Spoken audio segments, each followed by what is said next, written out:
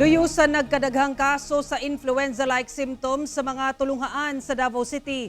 Giawhag sa City Health Office ug Davao City Division sa Department of Education ang pagsuot og face mask sa mga tulunghaan sa syudad.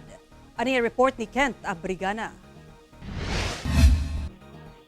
Gisiguro sa ginikanan nga si JR nga nakasulob og face mask ang iyang grade 1 nga anak una pa mosulod sa klase. Alang kaniya, mas angay nga maprotektahan ng iyang anak pinaagi sa pagsulob og face mask ug paghugas og kamot.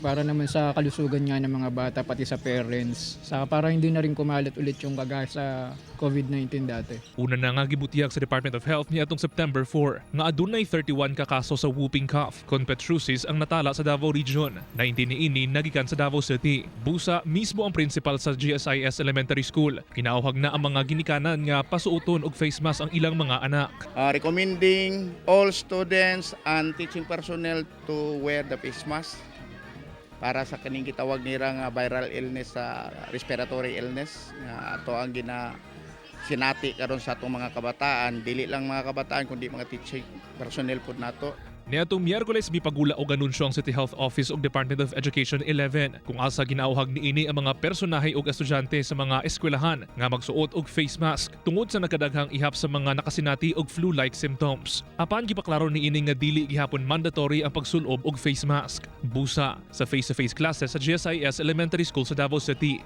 naka-face mask ang tanang estudyante ug magtutudlo.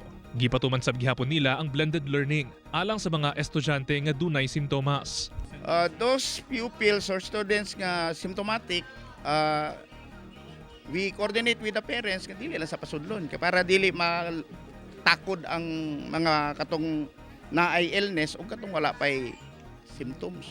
Samtang, pagpaklaro sa Department of Health nga bisan nakasinati ang nasod India og outbreak sa Nipah virus nga sama sa influenza ang sintomas. Walay kumpirmadong kaso sa Nipah virus sa nasod. Kauban si Mel Colmenares sa kamera. Ako si Kent Abrigana para sa One Mindanao.